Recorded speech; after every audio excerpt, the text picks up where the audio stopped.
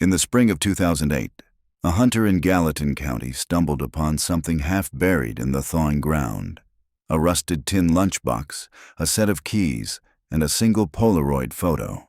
That discovery reopened a missing persons case that had gone cold for 32 years.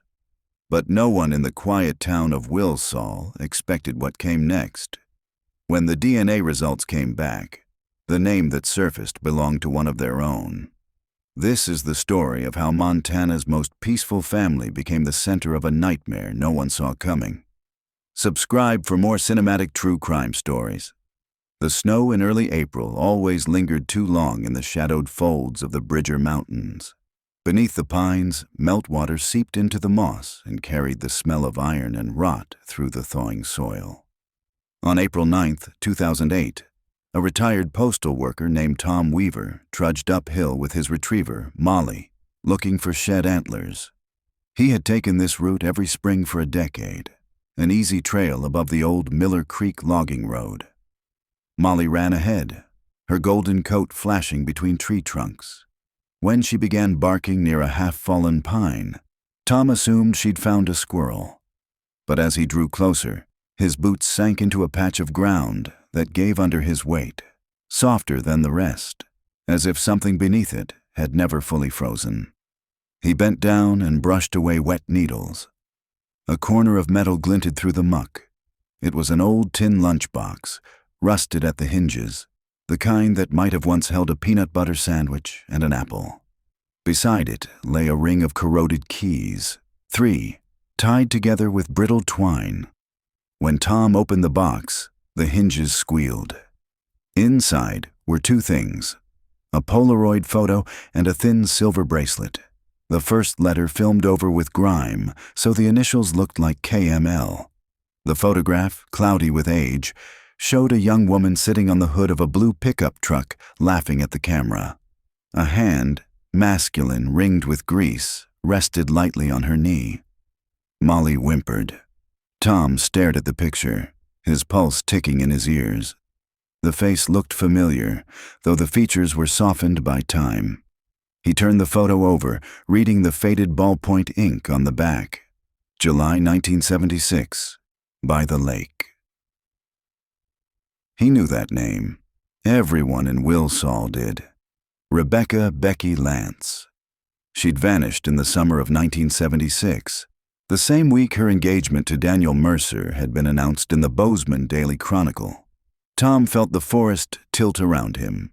He took out his phone, the old flip kind that struggled for service, and dialed 911.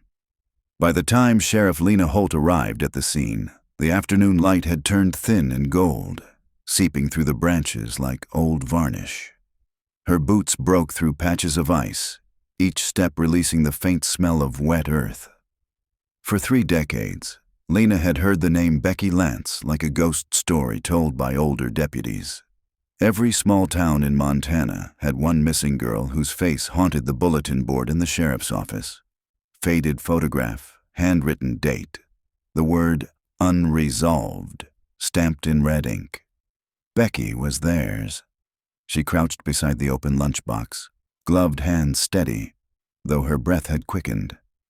The Polaroid was sealed in a clear evidence sleeve now, its colors half faded, pale denim, sunlight, the trace of a smile. "Found right here?" she asked Tom Weaver, who stood a few yards away holding his cap in both hands. "Right where the dog's sittin'," he said. "Didn't dig none, just brushed it off. Figured it looked wrong to be there." Lena nodded, scanning the area. No recent digging, but the ground had clearly settled unevenly.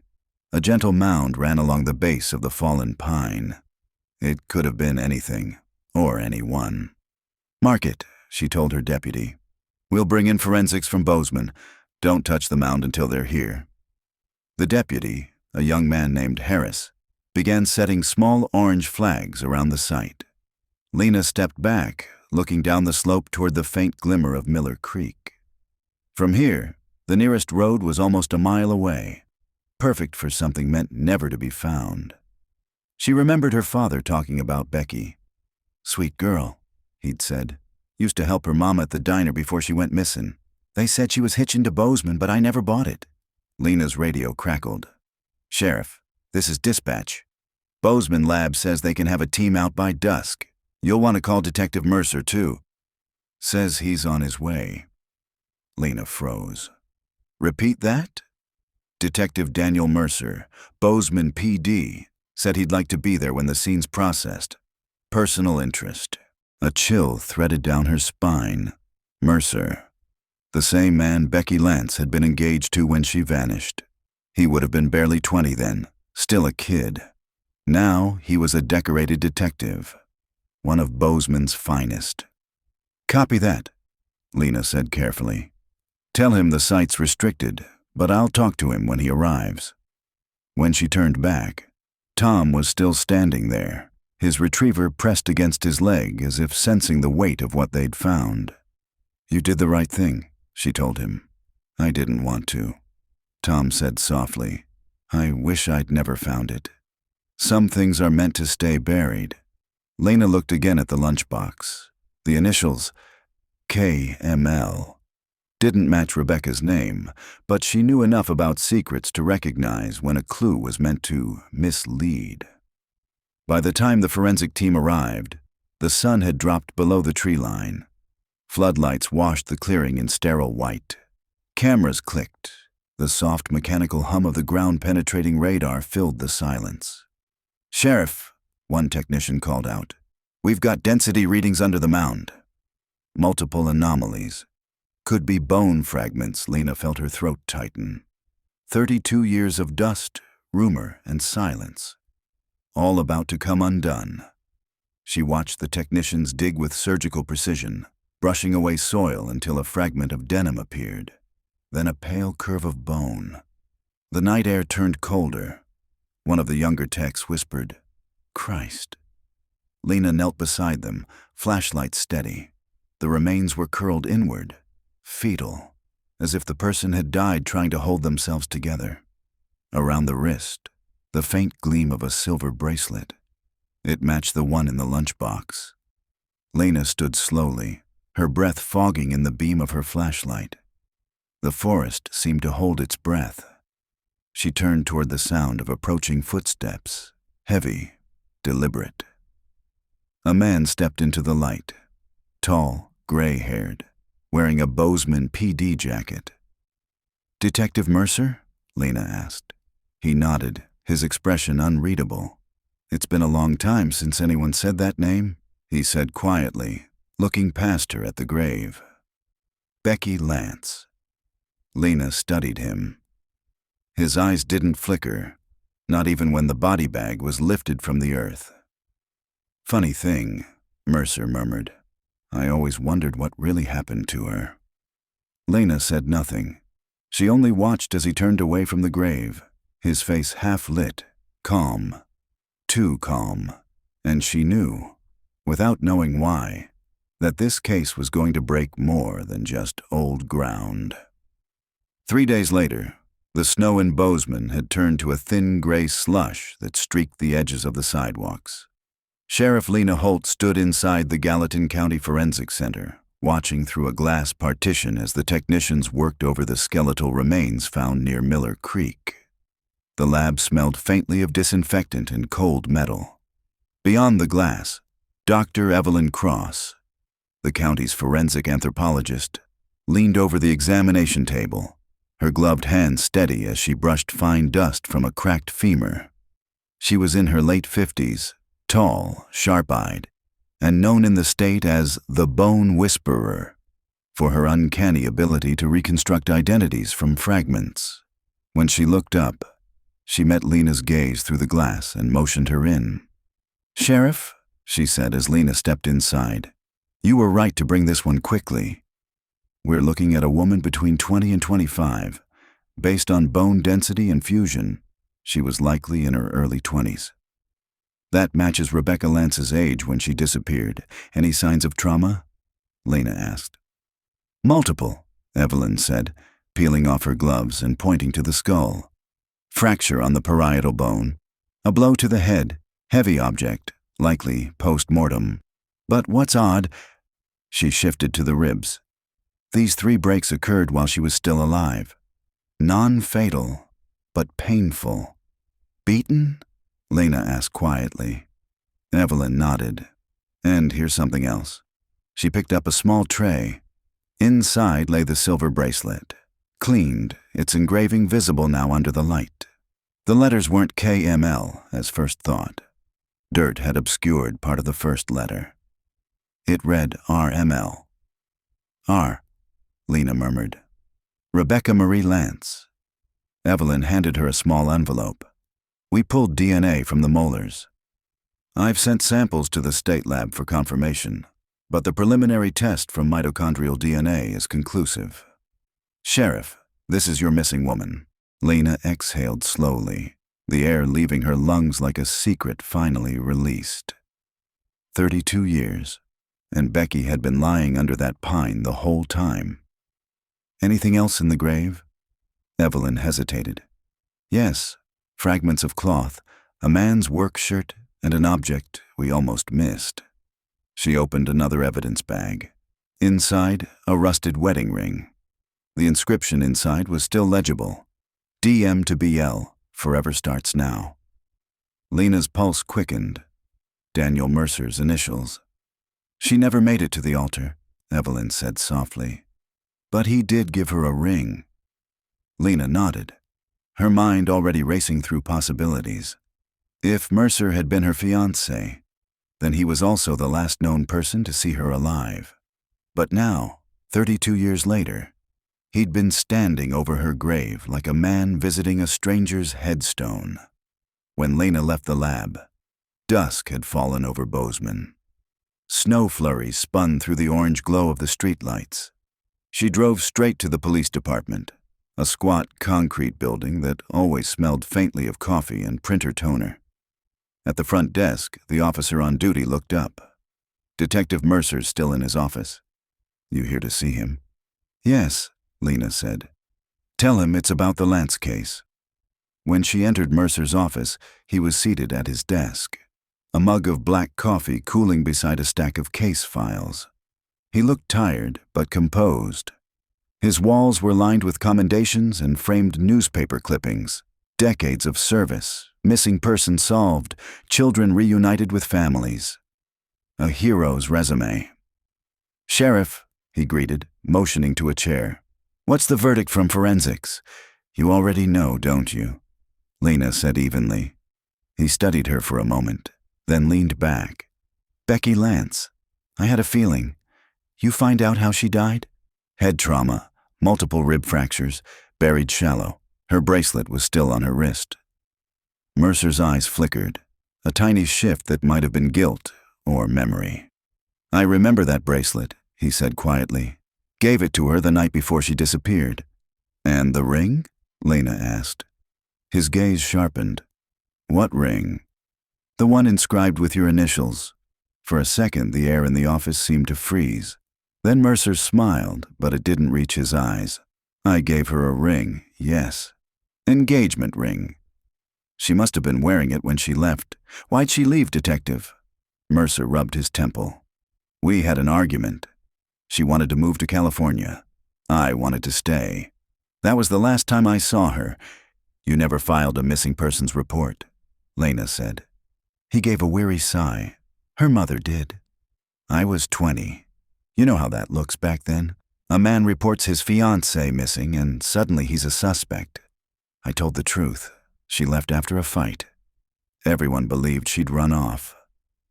Lena stood, eyes locked on his. She didn't run off, Mercer. She was buried a mile from your family's old cabin. For a moment, his face went pale. Then he laughed softly. That cabin's been gone 20 years. My father sold the land after Mom died. Still, Lena said, I'd like to take a look. He leaned back in his chair. You need a warrant for that. I'll get one. When she left his office, her chest felt tight. She didn't yet know what she believed, but she knew how lies aged. They didn't disappear. They hardened, like frost in the ground, waiting for the thaw.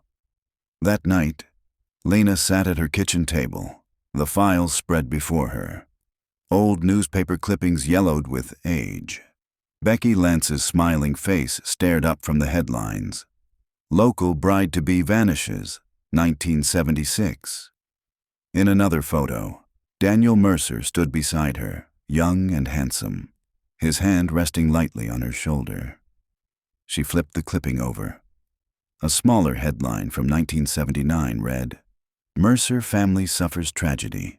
Cabin fire claims father and brother." Lena stared at the date. 2 years after Becky vanished. She took a long sip of cold coffee, heart pounding. Every case started with a single question. Hers was simple. Had Becky's death been the beginning of Mercer's tragedy, or the reason for it? Outside, the wind picked up, rattling the window panes. In the dark reflection of the glass, Lena saw her own face, pale and drawn, and behind it, just for a second, the ghostly smile of a girl on the hood of a blue truck. The Mercer property lay 20 miles north of Wilsall, tucked against the foothills where the pine forest thinned into open pasture. The county record still listed the land under Daniel Mercer's late father's name, though a notation from 1979 read, "Structure destroyed by fire. Cause undetermined." Sheriff Lena Holt arrived just after sunrise. Frost glazed the grass, and the sky had the pale, unforgiving blue of early April. She parked beside the rusted gate, the hinges squealing as she pushed it open. Beyond, a faint trail cut through sagebrush toward a low rise where the Mercer cabin once stood. The ground there was barren, a circle of gray ash and charred timbers half buried under decades of needles. Only the old stone chimney remained, crooked but intact, like a memorial no one had the heart to tear down. Her deputy, Harris, joined her, camera in hand. "Strange place for a family cabin," he said. "Feels like the middle of nowhere." "That's the point," Lena replied. She crouched near the chimney base. Even after all these years, the soil was still stained dark from the fire. She brushed at something metallic half buried in the ash, a melted hinge, maybe part of a door. Then, as the wind shifted, she caught a faint, unnatural smell. Rust, oil, and something sour. "Ma'am," Harris called. "You might want to see this." He stood near what looked like a shallow depression behind the ruins. The earth there was softer, darker, as though it had been turned more recently. He pointed to the edge of a half-collapsed concrete well pit. "Radar scan picked up something here," he said. "Old piping, maybe." Lena peered inside. Water glimmered faintly at the bottom. Around the rim she saw the corroded remains of a ladder, and something else, barely visible beneath the waterline. "Metal?" Harris asked. "No," Lena said. "Bone." They radioed the forensic team, who arrived by mid-morning. Under the gray light, the crew set up tarps and flood lamps, their boots crunching in the frost. One of the techs lowered a small retrieval hook and brought up a fragment, ivory-colored, cleanly broken. Another bone followed, then a sliver of fabric clinging to it. "Smells like oil residue," one technician muttered. "Could have been preserved by the cold and chemicals." By noon, they had uncovered what appeared to be 2 distinct sets of remains, tangled together at the bottom of the well. Lena watched as the evidence bags filled, each labeled unidentified male number 1 and unidentified male number 2. Her thoughts flashed to the old headline, "Cabin fire claims father and brother." She turned to Harris. "We'll need to check the death certificates. See if either body was ever recovered back then." Harris nodded. "You think these are them?" "Maybe," Lena said. "But maybe the fire didn't claim them. Maybe it hid them." That afternoon, she drove back to Bozeman through the narrow highway that carved between the hills. The wind howled across the plains, carrying with it the faint scent of pine smoke and thawing mud. By the time she reached the sheriff's office, her phone had already lit up with messages from the forensics lab. Evelyn Cross again. "We've got results," Evelyn said when Lena called. "The 2 sets of remains are male, yes, adult.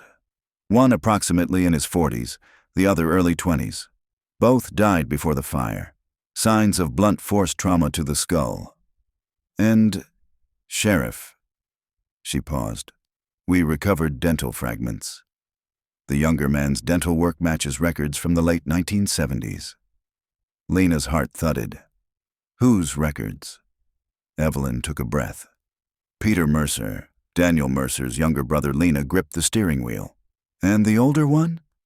Still testing, but based on the age, likely their father, Robert Mercer. A silence hung between them, heavy as stone.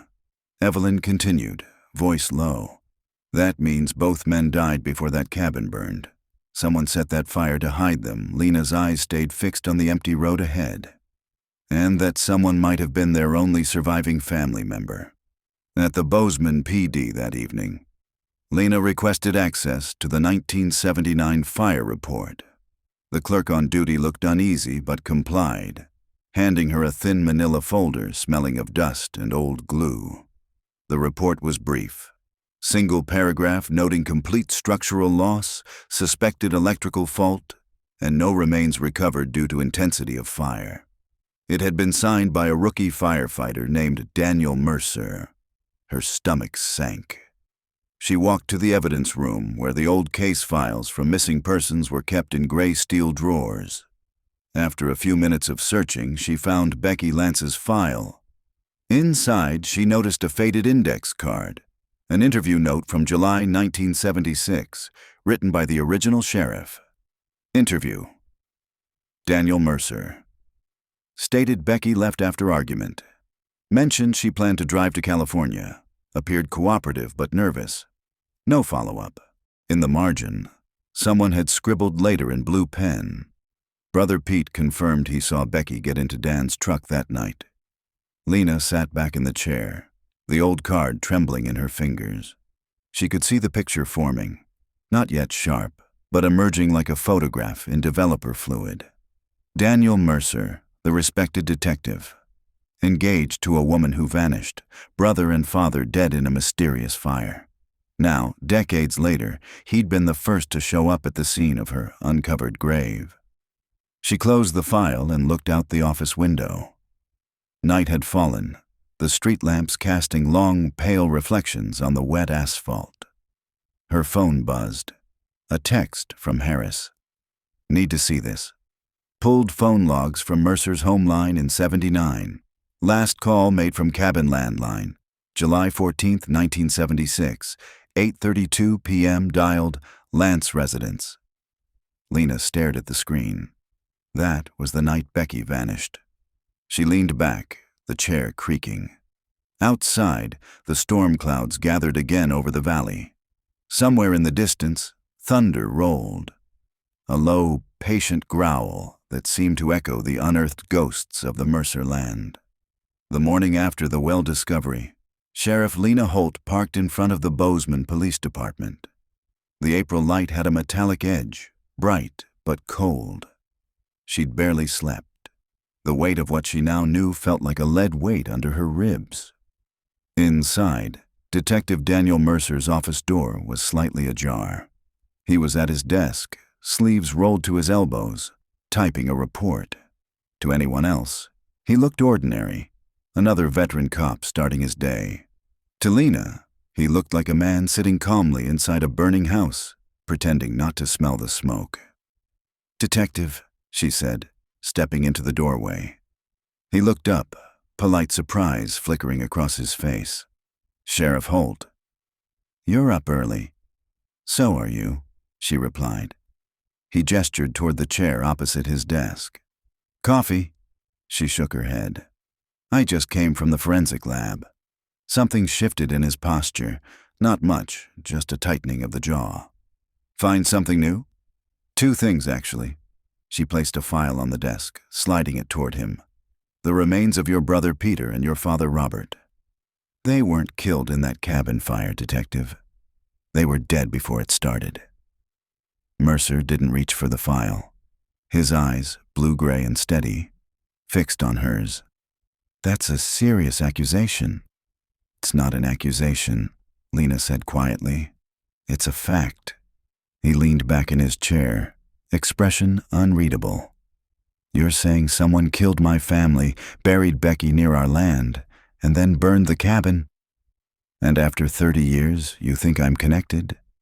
I think you were the only one who survived, Lena said. Silence filled the room. The hum of the fluorescent light sounded louder than it should have. Finally, Mercer exhaled. Long and slow. I was 22. I left that cabin the night before the fire. I'd argued with my dad about Becky.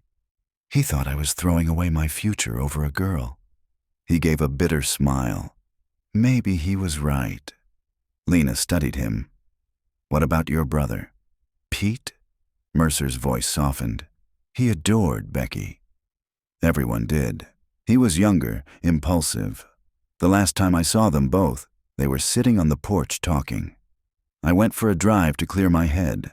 When I came back the next morning, the cabin was gone. Gone? Burned to the ground, he said. Fire crews said it was electrical. I buried 2 empty coffins. Lena let the silence linger. And you never questioned that? Mercer's eyes met hers. You ever lose everything, Sheriff? Family, fiancé, future, all in the same year? After a while, you stop asking questions. You just keep going. The room felt colder. Lena rose. For what it's worth, she said. We'll find out who killed them. All of them. As she turned to leave, Mercer's voice stopped her. Sheriff. She glanced back. Whatever you think happened back then, he said quietly, you're looking at the wrong Mercer. That evening, Lena met with Dr. Evelyn Cross again in her office at the Forensic Center. The lab lights made the steel surfaces gleam like ice. Evelyn handed her a folder. I ran additional testing on the fire victims, she said. You were right to suspect foul play. The older man, Robert Mercer, suffered blunt force trauma from a hammer or similar object. But the younger one, Peter, had fractures consistent with defensive wounds. He fought back. Lena's stomach tightened. So, a struggle. Yes. And something else. Evelyn turned another page, revealing photographs of bone fragments. Both men died within hours of each other. And Sheriff, traces of accelerant were found in the bone pores. Whoever killed them set the fire immediately afterward. Trying to hide the bodies, Lena said. Evelyn nodded. One more thing. I found something embedded in Peter's jawbone. Metallic, circular, dental crown. She handed over a small bag with a rusted piece of metal. Stamped MT76. It's a partial from Bozeman Dental Clinic. Same manufacturer used by a patient named Rebecca Lance. Lena frowned. Becky's crown? Evelyn nodded. Fragment of it, likely transferred during the struggle. I'd say Peter Mercer had contact with her close to her death. The realization hit hard. He might have killed her. Or tried to stop someone else from doing it, Evelyn said. Lena felt a chill crawl up her neck. And then his father intervened. Family secrets, buried in the ash. 2 days later, Lena returned to Wilsall. The small town was buzzing again, the news spreading faster than wildfire. Sheriff reopens 1976 disappearance. Locals gathered at the diner, their voices hushed but eager. She met Irene Lance, Becky's younger sister, now in her 40s, at a booth near the window. Irene's hands were clasped around a cup of tea that had long gone cold. I knew she didn't run away, Irene said softly. Becky loved it here. She wouldn't have left without telling me. Did she ever mention trouble with the Mercers? Lena asked. Irene hesitated. Their father, Robert, he was strict. Didn't think Becky was good enough for Daniel. She used to cry about it sometimes, said she was scared of him. But Daniel always defended her. I thought he was a good man. Do you know if Becky spent time alone with Peter? She frowned. Maybe once or twice. He was different, quieter, followed Becky around like a shadow. Did she ever seem afraid of him? Irene's brow furrowed. Not afraid exactly. But she said once that Peter looked at her in a way that made her skin crawl. Lena's stomach turned. When did she say that? a few days before she vanished. Outside, the wind pressed against the windows, carrying the faint scent of wood smoke from the mountains. Lena leaned back, the picture sharpening in her mind. Becky, cornered between two brothers, one protective, one possessive. A father furious about their relationship. Then the sudden disappearance, followed by a fire that wiped them all from the record. She stood. "Thank you, Irene. You've helped more than you know." As she stepped outside, her phone buzzed. A message from Harris. "Got a hit on an old storage locker under Mercer's name. Opened in 1977, never closed. You'll want to see this." Lena stared at the text, her breath misting in the cold air. Somewhere between the cabin's ashes and that locker lay the truth. A truth that someone had buried not just once, but 3 times. She started her truck, headlights cutting through the gathering dusk. The radio static filled the cab, but over it, she thought she heard something else. The faint echo of a woman's laughter from an old photograph, carried on the wind like memory. The Bozeman Self-Storage Depot sat on the outskirts of town, an aging complex of corrugated metal units and cracked asphalt. The sign at the entrance creaked in the wind, the paint flaking off to reveal bare metal underneath. Sheriff Lena Holt arrived just after dusk with her deputy, Harris. The sky was bruised purple, and the air smelled faintly of rain. They parked near Unit 112. Daniel Mercer, still printed in faded black on the rental record. According to the clerk, the bill had been paid automatically every year since 1977. 31 years, Harris muttered, flashing his flashlight on the rusted padlock. Whatever's in here, he didn't want it found. Lena nodded. "Cut it." Harris snapped the lock with bolt cutters, the sound sharp in the quiet. The metal door rattled as they rolled it upward, the hinges squealing like something waking after a long sleep. The smell hit first. Old paper, oil, mildew. The flashlight beam swept across the interior. Cardboard boxes stacked waist-high, an old wooden chest, and something draped under a heavy tarp in the back. Lena stepped inside slowly. Her boots left faint prints in the dust. On the nearest box, she could still read the black marker label. 1976, personal. She opened it carefully. Inside were photo albums, brittle letters, and a cracked leather journal. The pages smelled faintly of smoke. The handwriting was neat but forceful, the kind of script taught in parochial schools decades ago. At the top of the first page, R.M. Journal, June 1976. Rebecca Marie Lance. Lena flipped carefully through the pages, her heart pounding. June 9th. Danny's father doesn't want us to marry, says I'm too soft. He told me if I stay near their family, I'll regret it. Danny's trying to calm him down. June 21st. Peter came by again. He said he'd drive me to Bozeman if I wanted to leave. I told him no. He looked angry, like I'd insulted him. Danny doesn't know he's been coming here. July 13th. Danny and I fought tonight. He said I've been leading Pete on. I swear I haven't. I'm scared of how Danny looked at me when he left. He said I'd be sorry if I made him look like a fool. July 14th. I heard someone outside my window. Sounded like breathing. I called out, but no answer. I'm going to the cabin tomorrow to make peace. Maybe then this will end. The last line trailed off mid-sentence, the ink smudged. Lena closed the journal, her hands trembling. The dates matched the night of Becky's disappearance. "Sheriff," Harris said softly from the back of the unit. "You need to see this." He'd pulled the tarp away from the object in the corner, a blue 1975 Ford pickup tailgate, detached and leaning against the wall. The paint was chipped, but on the back someone had scrawled in faded red spray paint, "Forgive me." Beside it stood a small steel container, padlocked but brittle from rust. Harris pried it open. Inside were items sealed in plastic bags, A hammer, a Polaroid camera, and a wedding dress, yellowed but untouched by time. The camera still had film in it.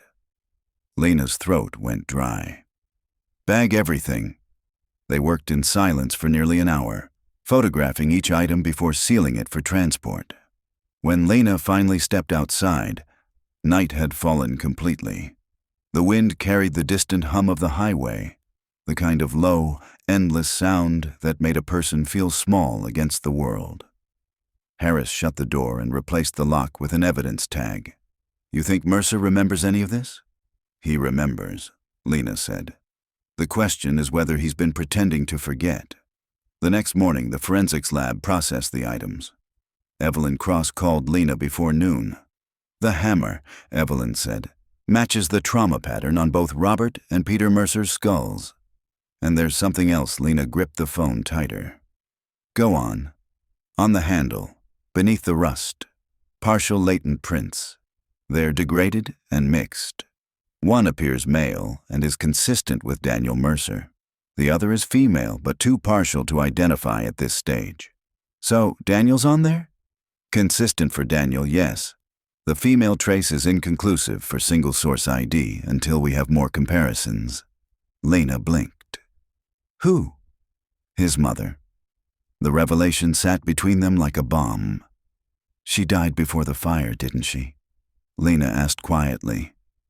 "No record of death," Evelyn said.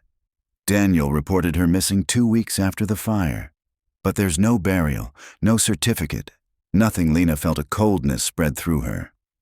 "We're not dealing with a triple homicide," she murmured. "We're dealing with 4. That evening, she drove back to Mercer's house. The detective lived alone on the outskirts of Bozeman, a modest ranch-style home surrounded by pine trees. Light glowed from one window. When she knocked, it took him a moment to answer. He looked older than he had 3 days earlier. Shadows under his eyes, his face pale. "Sheriff," he said softly, "you don't waste time." "I found your storage locker," Lena said. His gaze didn't flicker. "You got a warrant, I assume." "I did. And your fiancé's journal, a hammer with your prints, a wedding dress." For a moment, something behind his eyes broke, a flicker of grief, raw and unguarded. Then he looked away. "She loved that dress," he murmured. "Why'd you keep it?" "Because it was the only thing that didn't burn." The words hung heavy in the air. "Daniel," Lena said carefully, "I need to know what happened that night." He didn't answer right away. Instead, he stepped aside and gestured toward the dark living room. "Come in, Sheriff. If we're going to dig up ghosts, might as well do it right." Inside, the room smelled faintly of coffee and pine cleaner. Framed photographs lined the mantel, commendations, family pictures, and one faded black and white photo of a woman standing in front of the old Mercer cabin, smiling. "Your mother?" Lena asked. He nodded. "Evelyn Mercer. She raised us after Dad started drinking. He poured himself a glass of water but didn't drink it. The night Becky died, my family broke apart. That's the truth you've been chasing." Lena's voice was steady. "Tell me." He looked up, his eyes hollow. "It wasn't me who killed her. But I watched it happen." Rain tapped against the windows of Daniel Mercer's house as if it, too, were waiting for him to speak. The living room light was low, amber and soft. Lena sat across from him at the kitchen table, notebook open but untouched. Mercer turned the glass of water in his hands, watching the reflection tremble. "You want to know what happened in July '76? Then you have to start a week earlier." He drew a long breath. "Dad had a temper," he began. "He worked the mines near Butte, drank hard, came home harder. Mom kept the house quiet, kept Pete and me out of the way. Becky was the first person who ever stood up to him. She told him she wouldn't let him run our lives. That's when he decided she was trouble." His voice thinned. "That week, everything was coming apart. Becky wanted to leave town, said we could start over somewhere else. I told her we'd talk at the cabin, neutral ground, no one to interrupt.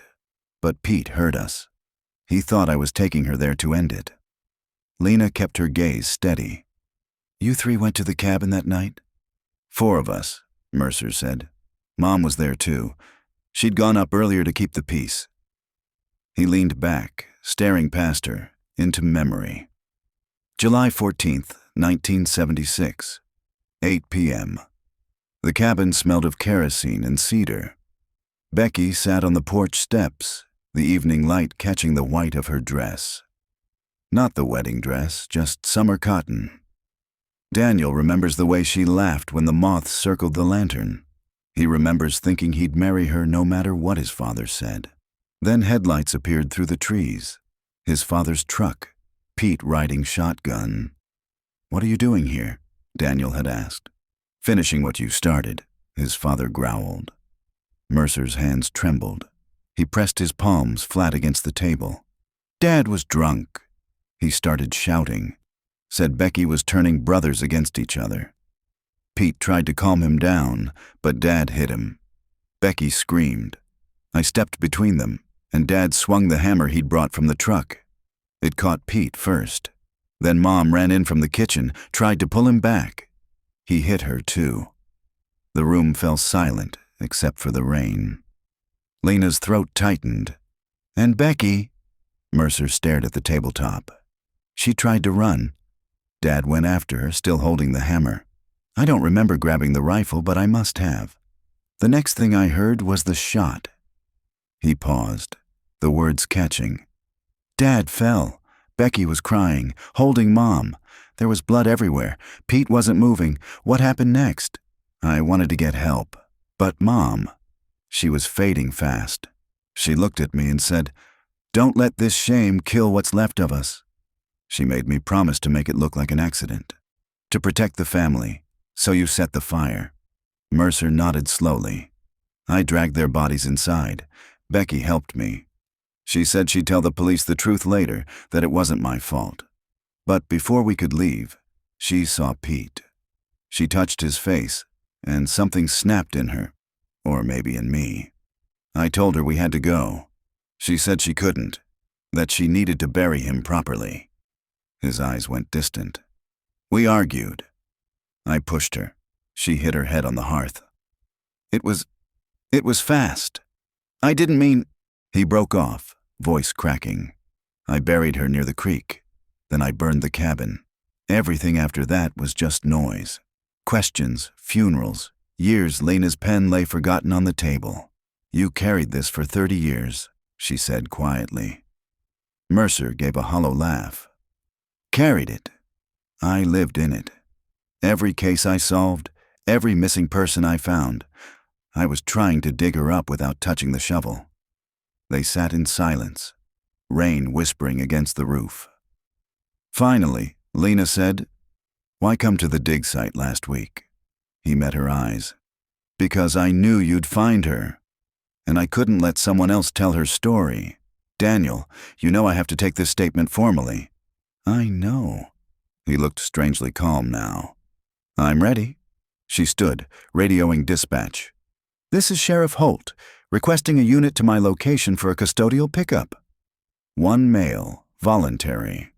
When she ended the call, Mercer asked softly, Do you think she forgave me?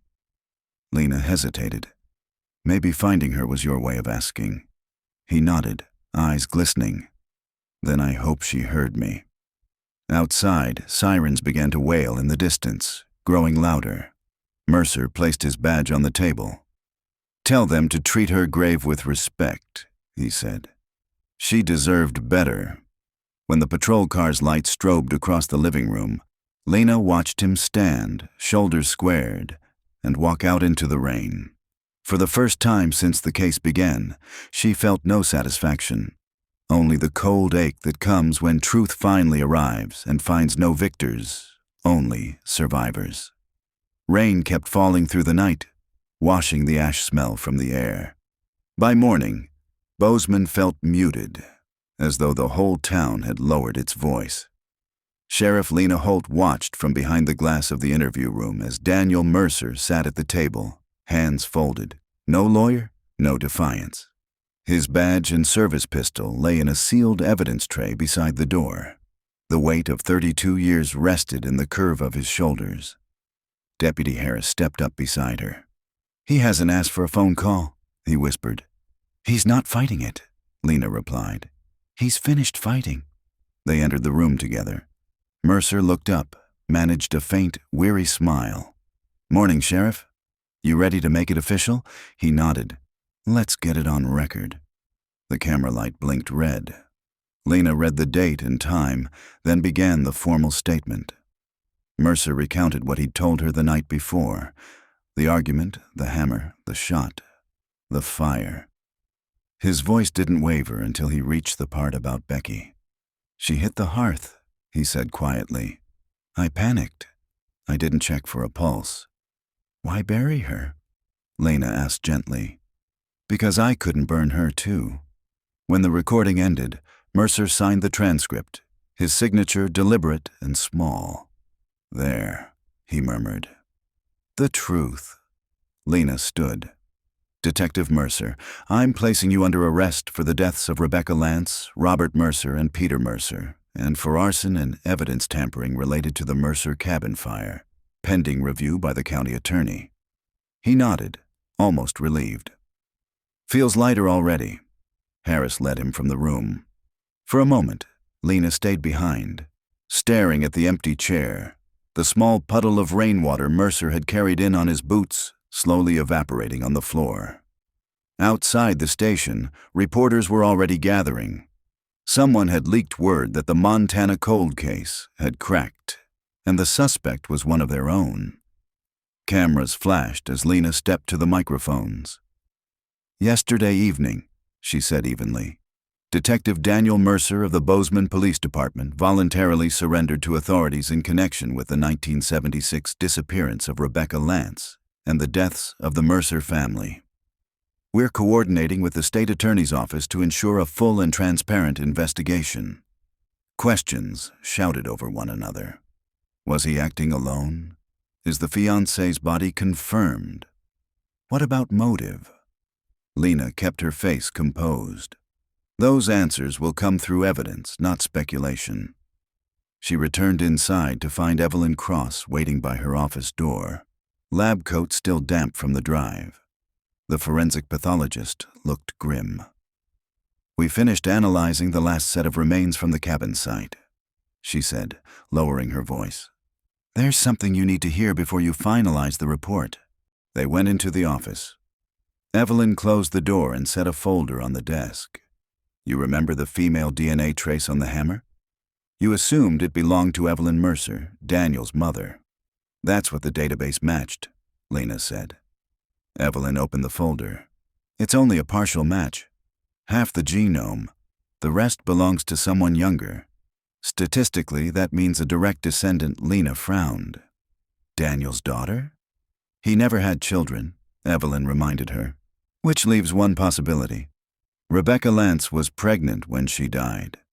The words settled like dust in the air. Lena sank slowly into her chair. "He didn't know?" "I can't say. But fetal bone fragments were found mixed with the soil samples from her burial site." Evelyn's voice softened. "That's why she met him that night, Sheriff. She was going to tell him."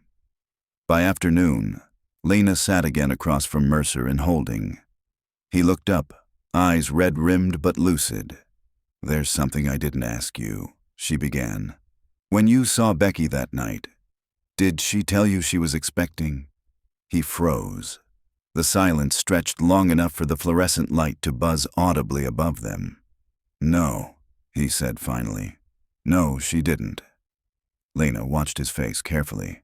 A flicker, disbelief, then dawning comprehension. "She was pregnant," he whispered. "Yes." He leaned back, as if the air itself had turned to glass around him. "I killed my child, too." Lena wanted to say something, anything, but words failed.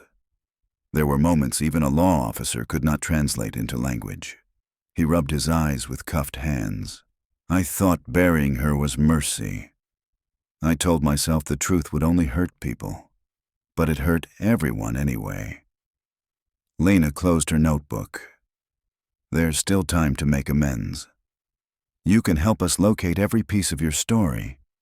Mercer shook his head. Different story, Sheriff.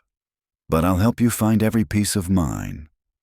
That evening, Lena drove alone to the mountains north of town, following Mercer's directions to the old Mercer property. The rain had stopped. Mist clung to the trees.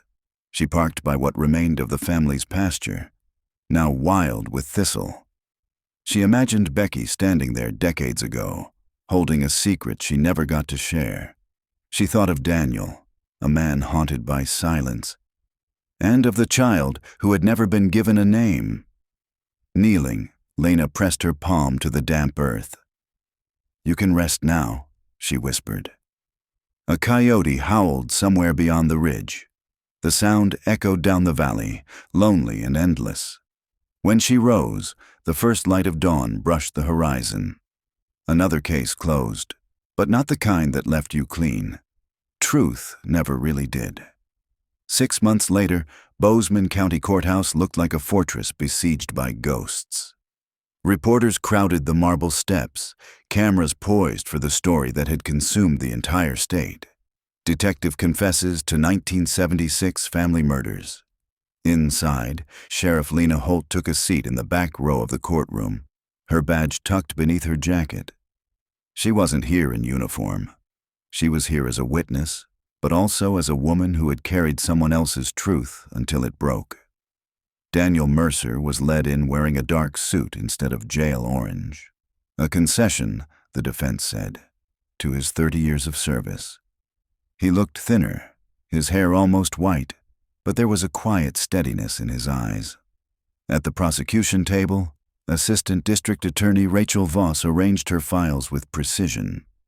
She was young, sharp, ambitious, the kind who didn't believe in gray. Her voice carried easily through the courtroom when she began her opening remarks. "Ladies and gentlemen of the jury," she said, "this case is not about the cold wind of Montana or the passage of time. It's about truth. Truth delayed, truth denied, and finally, truth confessed. In 1976, Daniel Mercer killed 4 members of his family and his fiancée, then buried the evidence beneath a fire he called an accident. For 32 years, he wore a badge. For 32 years, he investigated others while hiding his own crime." A murmur rippled through the gallery. The defense attorney, Greg Saunders, a stoic man in his 60s, countered calmly. "My client has already confessed. This trial is not about whether he did it. It's about why he did it, and whether mercy has a place in justice." Lena watched Mercer as the first witnesses took the stand. Forensic technicians described the DNA, the hammer, the journal. Evelyn Cross testified next, her professional detachment tempered by sadness. "Time doesn't erase truth," she said, her voice clear. "It only buries it until someone cares enough to dig." Then it was Lena's turn. She swore in, then met the eyes of the jury, 12 strangers who would weigh decades of pain in the space of a few days. "I reopened the Lance case after remains were found near the old Mercer property," she said. "Detective Mercer cooperated fully from the beginning. He didn't run. He didn't hide. When he confessed, it wasn't to escape guilt. It was because he'd lived with it too long." "Sheriff," the prosecutor asked, "did he ever show remorse?" Lena hesitated. "Every moment I knew him." When she stepped down, Mercer gave her a small nod. Gratitude, perhaps, or farewell. By the 3rd day, the jury had heard enough. They'd seen photos of the burned cabin, Becky's diary, even the tiny bone fragments Evelyn had identified as fetal remains. Mercer took the stand last. His lawyer didn't object. He wanted the truth heard in his own voice. "Mr. Mercer," the prosecutor began, "you served as a detective for 3 decades. How does a man live with something like this and still wear a badge?" He took a long breath. "You learn to live 2 lives, one that solves crimes, one that hides them. Eventually they blur together. You claim the killings weren't premeditated," she pressed. "But you brought a gun that night, didn't you?" I did, he admitted. But I brought it for protection, not murder. My father's rage was unpredictable. She stepped closer. And when you buried Rebecca Lance, did you know she was carrying your child? He closed his eyes. No. And if you had? I'd have burned with the cabin, he said softly. A hush fell over the courtroom. Even the reporter stopped typing. The prosecutor stood silent for a moment, then returned to her table. No further questions. When the defense took over, Saunders guided his client gently. Mr. Mercer, why did you confess now, after all these years? Mercer's voice wavered but held. Because she deserved to be found. And because I didn't want to die the same kind of coward my father was. Do you expect forgiveness? No, he said. Just understanding. The attorney nodded and rested his case. The jury deliberated for less than 4 hours. When they returned, their faces were pale, solemn. We, the jury, find the defendant, Daniel Mercer, guilty of manslaughter in the deaths of Robert, Peter, and Evelyn Mercer, and second-degree murder in the death of Rebecca Lance. No cheers, no gasps, just silence. The judge, an old man with kind eyes, leaned forward. Mr. Mercer, you have robbed 4 people of their lives and 1 unborn child who never had a chance. But you have also lived 30 years in service to others, carrying the weight of your own crime. The court sentences you to 25 years, eligible for parole after 15. Mercer bowed his head. Thank you, Your Honor. Lena closed her eyes. Justice, perhaps, but not peace. That evening she visited him one last time before his transfer to the state penitentiary in Deer Lodge. The holding cell was quiet, lit only by a narrow window. You're leaving tomorrow, she said. I heard. I wanted to tell you something before you go. She hesitated. Evelyn Cross found evidence that Becky was pregnant. He looked up sharply. You told the court? No, she said. I thought you deserved to hear it first. For a long time, he said nothing. Then quietly, that's the hardest truth of all. She was going to tell you that night, Lena said. He nodded slowly, tears welling but not falling. I wish she had. Maybe everything would have been different, Lena stood. Sometimes the only mercy left is in telling the story right. He managed a faint smile. Then do that for me, Sheriff. Tell it right. I will. When she left, the corridor outside the cell block was empty. The sound of the door closing behind her echoed like a final punctuation mark on a tragedy that had begun before she was even born. Autumn crept early into the Gallatin Valley that year. Aspen leaves had already turned to pale coins of gold, spinning through the wind like lost promises. Sheriff Lena Holt had thought the Mercer case would settle into history after the sentencing. Yet 6 months later, she found herself still waking at night to the smell of smoke that wasn't there. One Thursday morning, an email from the state records office landed in her inbox. Subject line, Uncatalogued Box, Mercer Fire, 1979. The message was brief. Recovered during archive digitization. Contains photographs and film reels from original investigation. Lena stared at the screen for a long time, then grabbed her keys. The records facility sat behind the old courthouse, windowless, cold, and full of the hum of fluorescent lights. The archivist, a young man in horn-rimmed glasses, met her at the counter. You reopened that case, right? He asked. These were misfiled under Miller Creek accident. Looks like fire department materials. He wheeled out a gray box labeled Mercer Cabin, July 1979. Dust puffed into the air when Lena lifted the lid. Inside lay a half-dozen black and white photos, several water-stained documents, and a small canister of 8mm film. She examined the photos first. The Mercer property still smoking, firefighters standing knee-deep in ash. But one image froze her, the outline of a 4th body being carried from the site. She frowned. There should have been only 2, Robert and Peter. Can you digitize the film? She asked. The archivist nodded. "Give me 10 minutes." While she waited, Lena flipped through the documents. A half-burned field report caught her eye. Body recovered near secondary structure, female, partially burned, transferred to county coroner pending ID. There was a signature at the bottom. D. Mercer, volunteer fire crew. Her breath caught. When the archivist returned with the converted footage, they loaded it onto a monitor. Grainy images flickered. Firefighters dragging hoses. The ruined chimney standing like a gravestone. Then, at the 20-second mark, a firefighter turned toward the camera, helmet askew. Even through the blur, Lena recognized Daniel Mercer's face. Behind him, 2 men carried a stretcher. On it lay a shape small and slight, wrapped in a blanket. The caption on the frame's edge, handwritten in ink, read, "Recovered, E. Mercer." Lena's pulse thundered in her ears. Evelyn Mercer hadn't vanished after the fire. She had been found, and quietly erased from the record. By late afternoon, Lena was driving north again toward the old Mercer land. The road was rough, pitted with ruts. The sun hung low, casting long bars of light through the trees. She parked near the collapsed chimney, the same place where the investigation had begun almost 2 years earlier. The forest had grown around it, as if trying to reclaim what it once rejected.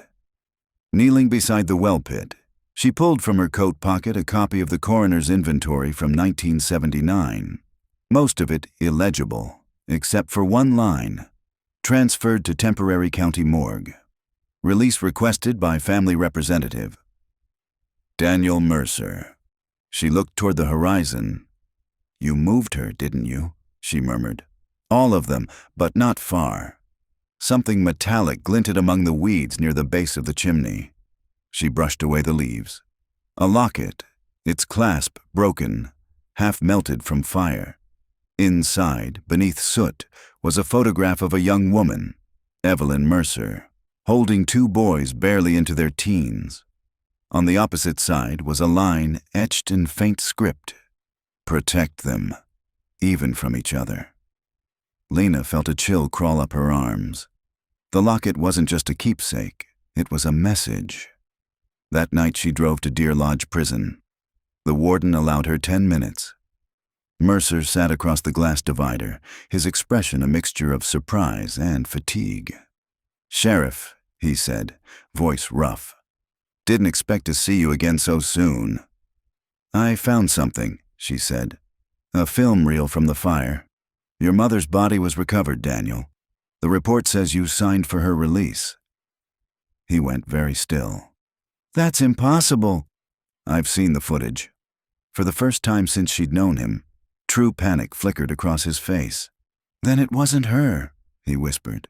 "What do you mean?" "My mother was alive when I left. She was hurt, but breathing. I couldn't stay. The fire was spreading. If someone found a woman's body, it wasn't her." "Then who was it?" Mercer swallowed hard. "There was a neighbor. A woman who helped Mom sometimes. Her name was Mary Callan. She came that night, tried to stop the fight.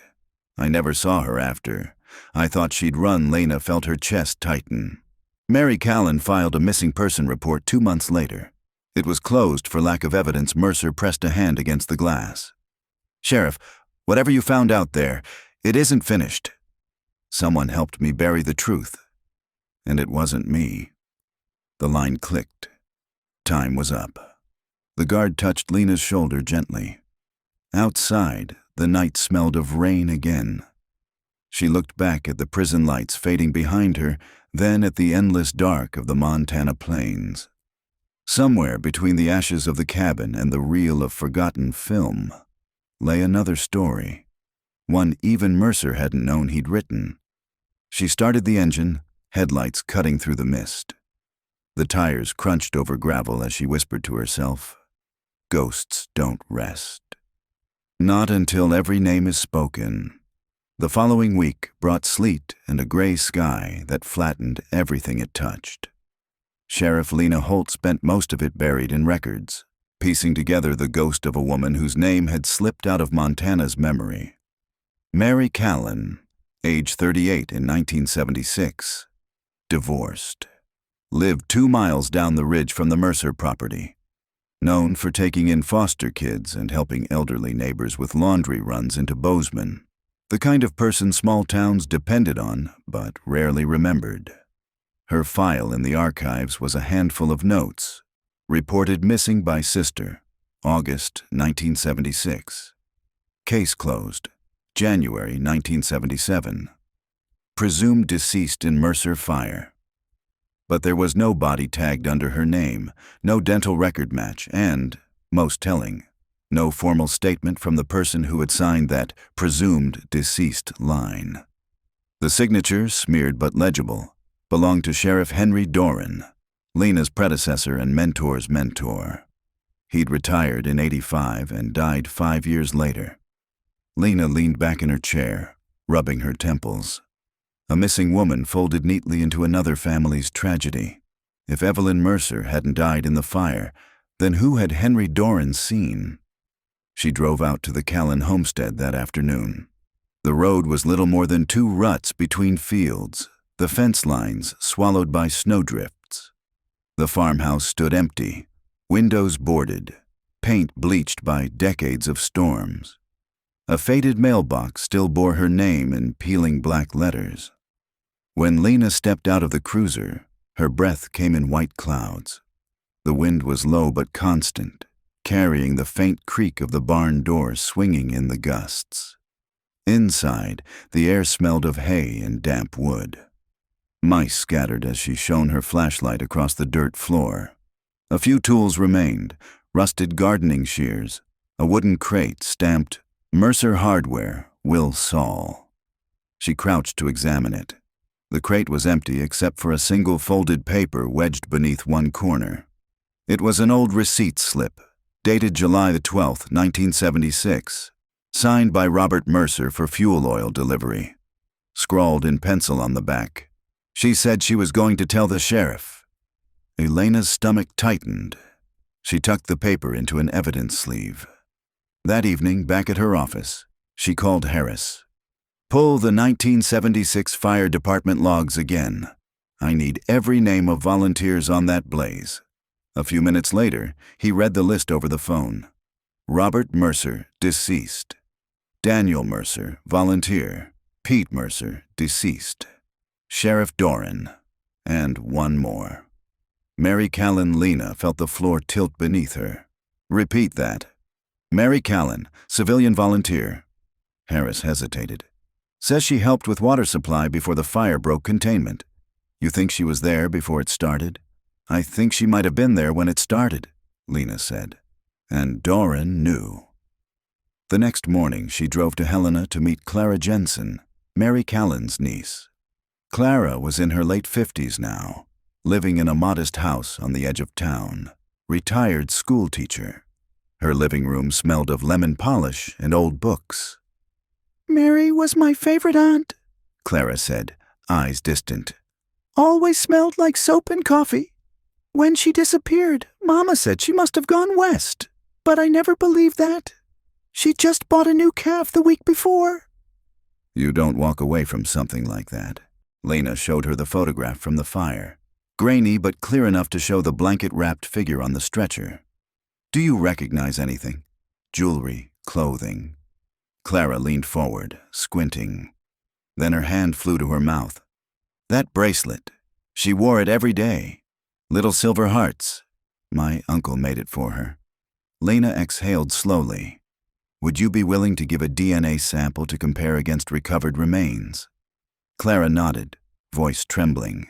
"I've waited 30 years to bring her home." By the end of the week, Dr. Evelyn Cross confirmed it. The unidentified female remains from the Mercer fire matched the Callan family DNA. Mary Callan had died in that cabin. Not Evelyn Mercer. "She was struck from behind," Evelyn said in her lab, pointing to a fracture line on the skull replica. "Same hammer pattern as Robert and Peter Mercer. Defensive wounds on the forearm. She fought hard." Lena stared at the bones, jaw tight. And she was there to help. Likely, Evelyn said. She might have tried to stop the fight, maybe dragged someone out. My guess, she was mistaken for Evelyn in the chaos. The sheriff at the time either didn't know or didn't want to know. Why not? Evelyn sighed. Because admitting he misidentified a body meant admitting he botched the investigation. That night, Lena sat alone in her office, the rain streaking the window again. On her desk lay a photograph she'd taken from the Callan barn. A family snapshot of Mary standing beside a young boy, maybe 10. The back of the photo bore a single word: Ben. She typed the name into the state database. After a minute, a record appeared. Benjamin Callan, age 47, currently employed as a maintenance supervisor at Deer Lodge Penitentiary. Her pulse quickened. The same prison holding Daniel Mercer. The next day, she drove there under gray skies, the wind pressing steady against the highway. The warden arranged the meeting. Benjamin Callan arrived in a blue uniform, sturdy and quiet, eyes sharp beneath his cap. "Sheriff Holt?" he asked. "You said it's about my mother." "She was found," Lena said softly. "She didn't run away. She died trying to help that night at the Mercer cabin." He blinked hard but said nothing. Finally, he whispered, "All my life. I thought she'd left me. I'm sorry." He nodded, staring down at his hands. "You want to know something strange? About 2 months ago, that detective here, Mercer, asked if I could fix a leak in his cell's plumbing. I didn't know who he was at first, but when I saw his name tag, I asked if he'd ever known a woman named Mary Callan. He just froze. Then he said, 'She saved more people than you think.' I thought he was talking nonsense." Lena's breath caught. He remembered her. Ben looked up, eyes glistening. "Did he kill her?" Lena hesitated. "We think his father did." But the old sheriff called it an accident to bury the whole mess. Ben exhaled shakily. "Then please, tell her story right. That's all I want." Driving back through the valley, Lena watched the clouds part above the mountains. The first snow was already dusting the peaks, pale against the slate sky. She thought of Mary Callan, the neighbor who'd tried to stop a storm and been erased for her trouble. She thought of Daniel Mercer in his cell, haunted not just by his own sins, but by those inherited. Justice, she realized, was never a clean line. It was a circle, sometimes closing decades later, sometimes never. She whispered into the hum of the tires, "We're almost there, Mary." Almost. The first snow of winter came early that year, swallowing the ridges around Wilsall in white silence. Sheriff Lena Holt's truck labored through the drifts, tires crunching as she climbed the last stretch of road toward the ruins of the Mercer property. Again. This time she wasn't looking for Becky or Mary. She was looking for Evelyn Mercer, the matriarch whose shadow hung over every discovery but whose body had never been found. A week earlier, after Mary Callan's identification, Lena had requested all remaining evidence from the Mercer estate. Financial ledgers, letters, and an old tin of undeveloped negatives that had sat untouched for decades in a courthouse vault. When the photos came back from processing, one image had stopped her cold. It showed Evelyn Mercer standing beside a stranger outside a roadside motel in Idaho.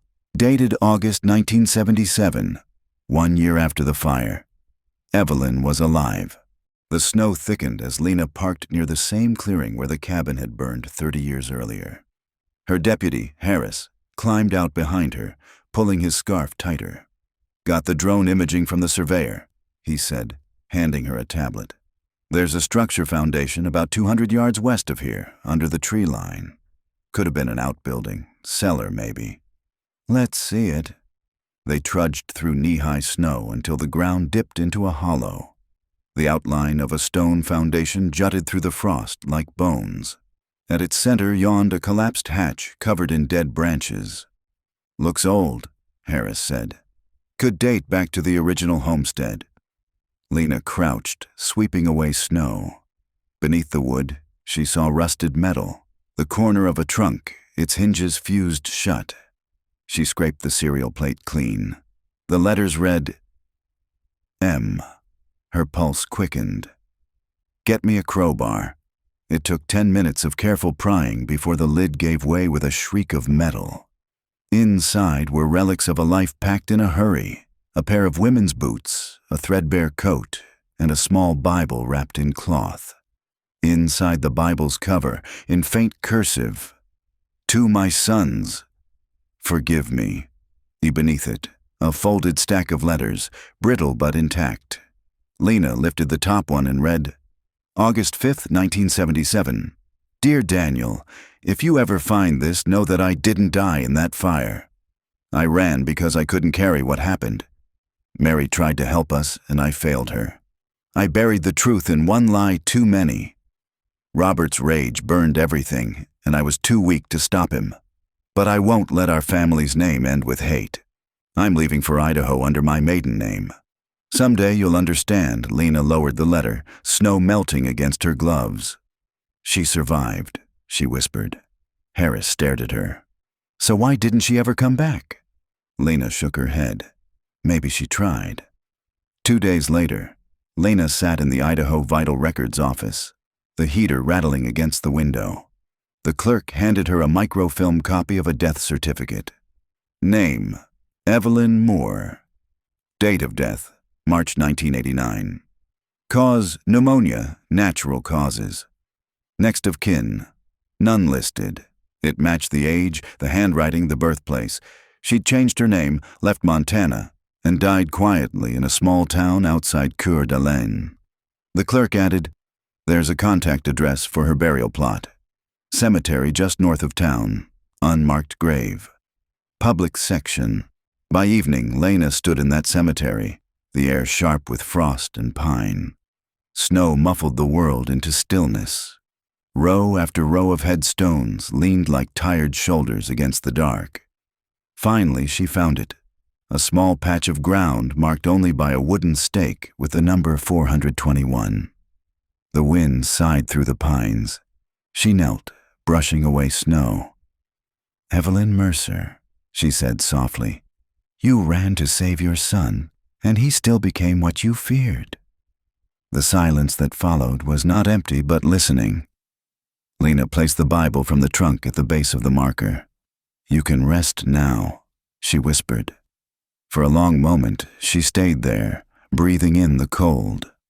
Then her phone buzzed. A message from Harris. Harris, got something strange from the property records.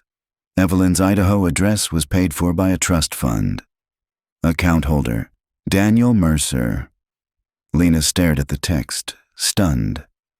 He'd known. She called immediately. You're sure? Positive, Harris said. Bank records show monthly payments to E. Moore until 1989. All from a private account in Bozeman. It's like he was taking care of her in secret. Lena looked back at the grave, the snow swirling in quiet circles. He wasn't lying when he said his mother told him to protect the family. He just never stopped. When she returned to Bozeman, she went straight to Deer Lodge Prison. Mercer was in the infirmary, a touch of pneumonia himself, pale under the harsh light. You found her, he said before she could speak. Lena nodded.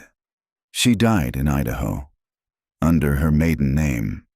You supported her all those years, he smiled faintly. She never forgave herself. Said she couldn't face what happened. She wrote to you. I know. His eyes glistened. She mailed the first letter in 77, told me to burn it. I couldn't. She buried the rest on the property, Lena said. You must have known. I hoped someone would find them when it was time, he said quietly. You were the only one who kept digging. Lena studied him. You could have told me. He looked past her, toward the gray light seeping through the window. Some truths need to come out slow, Sheriff. Otherwise they burn everything left. When she left the infirmary, snow was falling again, soft and steady. She thought about Evelyn Mercer's last words, forgive me, and wondered if that forgiveness had finally reached her son. The Mercer tragedy had begun with silence, but maybe it could end with a voice carried through time. Driving home, Lena turned off the headlights for a moment and let the pale reflection of the snow light her way. The world outside was still, the kind of stillness that comes not from peace, but from exhaustion after too much pain. But she also felt something else, an almost imperceptible lift in the air, as if a burden had finally left the earth. The dead were finally accounted for. The living had begun to heal. Winter sunlight in Montana carries a strange clarity, sharp, thin, and utterly unforgiving. It reveals everything: the broken fences, the rusted mailboxes, the black scars of old fires under the snow. Sheriff Lena Holt had always thought of it as truth's kind of light. And now, truth was all that remained. The investigation was closing in on its final chapter. Daniel Mercer had confessed, not to murder, but to silence. He admitted to helping bury the evidence of his father's crime, to letting an innocent woman's body be mistaken for his mother's, and to protecting Evelyn after she fled. The prosecution had agreed to reduce his sentence in exchange for cooperation. It wasn't justice in its purest form, but it was the closest thing a small, weary county could afford. Lena sat across from him in the prison's visitation room for the last time. The air smelled faintly of bleach and coffee. Mercer's hands, though thin and pale, still had a craftsman's steadiness when he folded them on the table. "You came back," he said. "I owed you that," Lena replied. "And Mary. And your mother." He studied her for a moment. "They'll all be footnotes now. That's what happens to stories like ours. They fade. Not if I can help it." She slid a folder toward him. Inside were photographs, Mary Callan's bracelet, the recovered letters, and a single image of Evelyn's grave beneath the snow. "You were right about her. She never stopped loving you." Mercer looked at the photograph for a long time. "You know," he said finally, "the night of the fire, she tried to stop my father. Mary came running when she heard the shouting. I remember her coat was half buttoned. She had this look, like she still believed she could fix everything. And maybe she could have, if Robert hadn't." He stopped himself, the words breaking apart. "She saved you," Lena said gently. "She did," he murmured. "But I saved my mother from the law. And in doing that, I became him." He leaned back, staring at the ceiling. "Sometimes, Sheriff, the worst part of a crime isn't the violence. It's the silence that comes after." The pretending Lena nodded. "That silence ends here." When she left the prison, the sky was the color of pale steel. A gust of wind cut through the courtyard, and for the first time in months, she didn't feel the weight of the case pressing against her chest. Back in Bozeman, the town was easing into the slow rhythm of winter. She stopped by the small diner where Harris sat nursing a coffee. He looked up when she entered. "Heard you finished with Mercer," he said. "Yeah, he's done." Harris slid a newspaper across the counter. The headline read, "1976 Wilsall fire, officially closed. Sheriff Holt brings resolution to cold case." "Not bad press," he said, grinning faintly. Lena smirked. "They make it sound like I solved something. All I did was listen to ghosts. Sometimes that's the job." They sat in companionable silence for a while, watching snow drift against the windows. On the radio, a soft country song played about highways and forgiveness. "You ever wonder why people like that hide so long?" Harris asked. "Mercer's mother, I mean." "She wasn't hiding," Lena said. "She was surviving." "There's a difference." He nodded thoughtfully. "Guess survival has its own kind of guilt." Lena stared out at the street, where a little girl in a red coat tugged her father's hand, laughing as they crossed the slush. "It does," she said quietly. That weekend, Lena drove back to the Mercer property one final time. The county planned to sell the land in the spring, but for now it lay untouched. Snow stretching to the tree line, the faint hum of wind through the pines. She parked near the clearing and stepped out, boots crunching over ice. In her hands she carried a small tin box. Inside were copies of Evelyn's letters, a locket from Mary's belongings, and a photograph of the entire Mercer family, long before the fire. She set the box down beside the foundation stones and knelt. "You're all accounted for now," she whispered. "Rest easy." The air felt softer somehow, less accusing. She could almost imagine Evelyn's voice, the low, steady tone of a woman who had finally stopped running. When she stood, the sun had broken through the clouds. The light was blinding on the snow, gold edged with white fire. It spilled across the valley like a benediction. She took one last look at the land, then turned toward her truck. In the months that followed, life settled into the ordinary rhythm of law enforcement again. Stolen trucks, bar fights, the quiet persistence of rural survival. But the case stayed with her. It lingered in dreams, in the smell of smoke on a cold morning, in the glint of sunlight on rusted metal. Some nights, she'd wake from sleep with the sound of a woman's voice in her ears, Mary's maybe, or Evelyn's, saying, "Tell the truth, even if it hurts." And Lena would whisper back into the dark, "I did."